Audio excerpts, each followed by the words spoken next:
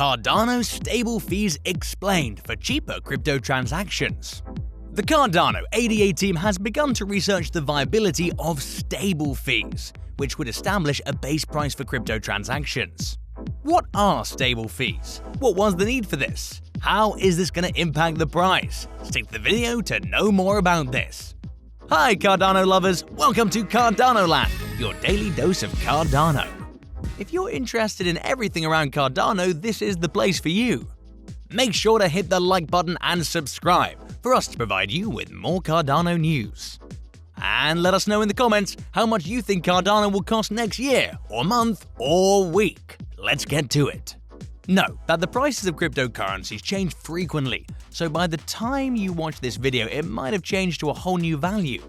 All financial decisions should be made after doing your own research. The blockchain project was developed around Charles Hoskinson, who worked for Ethereum originally.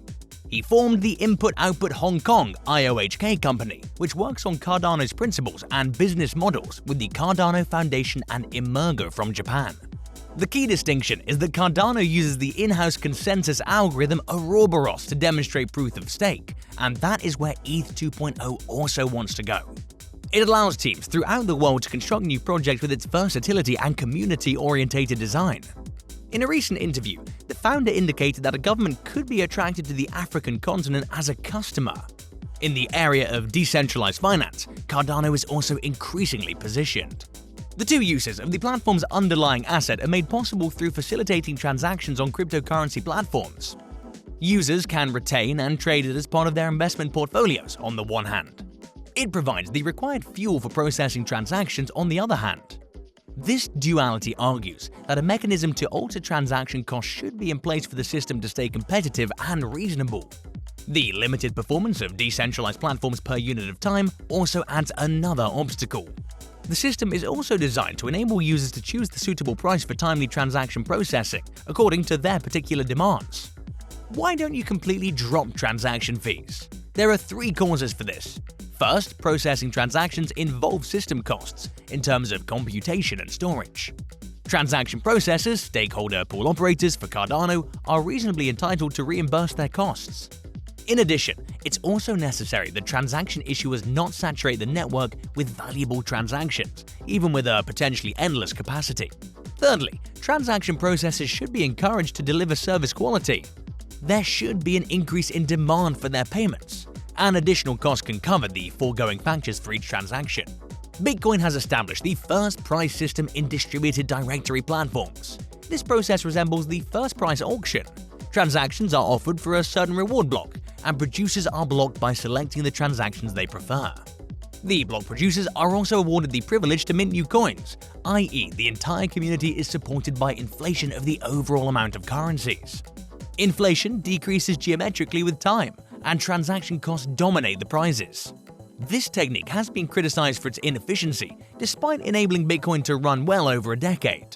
Over time, the cost of transactions have also increased. To overcome this, a new mechanism which relies on the approach of Cardano to the lead rules and system assets and complements the concept of Babel fees. The goal is to make fees fair, steady, and predictable over time. In the framework of Cardano, we'll now describe the mechanism. It can, however, be adapted to any other cryptocurrency with similar characteristics. Stable fees' main principle is that a transaction basis price is set through pegging to a basket of commodity or currency. Stable fees feature a native decentralized reserve contract that issues a stablecoin attached to the basket and manages it. The comparison in the fiat world might be based on a basket of 5 currency values: the US dollar, the euro, the yen for Japan, and British pound sterling, and the International Monetary Fund (SDR). The stablecoin, let's call it equivalent basket coin (BEC), is the monetary instrument used to pay transaction fees and all other real-world pricing needs of the platform, e.g. SPO costs. ADA will play a double role in this system: decentralized reserve assets and staking reward currency. In extreme situations where the reserve contract is crunching liquidity, it will also be the fallback currency. Before a transaction, the issuer must collect BECs through or directly from other third parties to the decentralized reserve agreement. What are the reserve issues going to be based on? In return for ADA, it has named its decentralized equity coin (DECs). The reserve contract will also issue shares.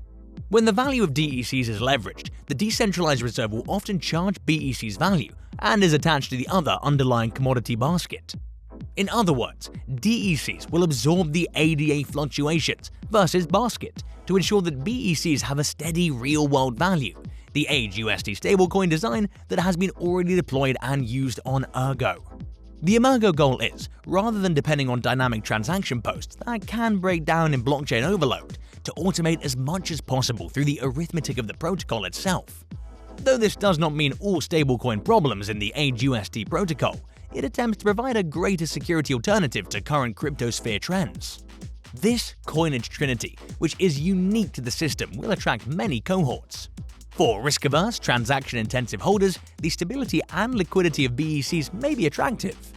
DECs are the largest rewards if ADA rises, but also the greatest hit when ADA falls.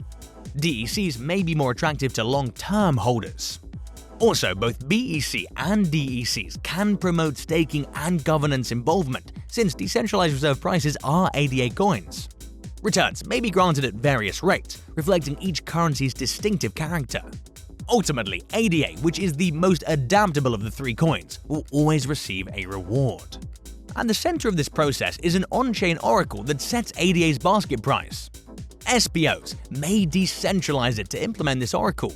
All oracle contributors to the fees collected during the issuance of BEC/DEC can receive additional benefits.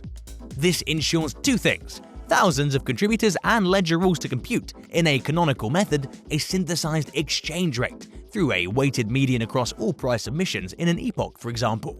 By watching their reputation and performance in the chain, oracle contributors can affect your contribution. Pricing mechanism. How would pricing transactions and producers receive a reward block?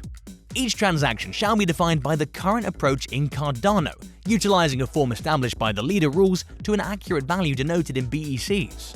The formula takes transaction size and processing requirements into account and can additionally include runtime measurements, such as the average system load. The generated value is a base fee to ensure the system processes the transaction. Given the basic charge, if end users want to increase the charge and accelerate their processing, then they can request a multiplier. In times of growing demand, this will become relevant. The pricing method is continuously stabilized to a fair default value compared to the first price auction model. Users find prices in one way alone where appropriate to speed up processing. Transaction issuers can also stockpile BECs to protect their future ability to issue transactions without ADA price volatility affecting them. Stable fees can be regarded as a natural extension of Babel charges, BECs converted into ADA through a decentralized reserve. Both mechanisms are mutually complementary and compatible. In conjunction with stable fees, Babel fees may be deployed with only one change. BEC covers liabilities for Babel fees rather than ADA. In addition, payments are always paid in ADA via a Babel fee liability convertible in ADA on the spot. Therefore, the entire method is backward compatible. It will not harm ADA holders who do not want BECs. The last point is concerning diversity. While the story finds a unique global BEC, the same process can also be employed for producing regional BECs, which might conceivably be weighted differently and attached to distinct commodity baskets.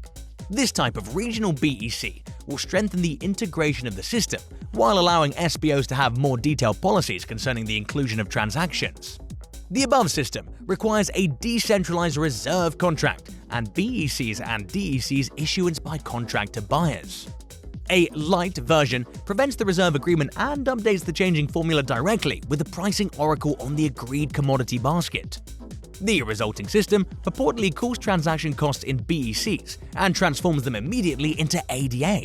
Depending on BEC's value, the amount payable fluctuates. The method is otherwise the same, which also makes price discovery unidirectional through the multiplier easier. A prospective issuer does not have access to a native token that allows for predictable processing. Transaction issuers must pay ADA fees. The only disadvantage is the possibility of payment. However, the charges will continuously be adjusted and stable by the binding process. To successfully address their transaction needs, a transaction issuer might therefore manage its out-of-chain asset portfolio. At present, Cardano ADA is the 6th largest market capitalization cryptocurrency. There will be a roadmap till 2025 for the project. The team is still researching the granular elements of the stable fee system. Stable fees can be added into Cardano once this research has been completed to offer fair and predictable transaction pricing. Moreover, the price oracle and the global BEC, and if included regional variations, are sure to find ways to extend decentralized applications capacity in the Cardano ecosystem beyond paying transaction fees. Coinbase Pro recently listed the ADA coin. The effect of this list was a 22% increase in the token price.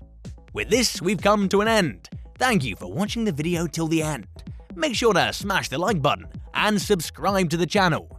See you next time at Cardano Land.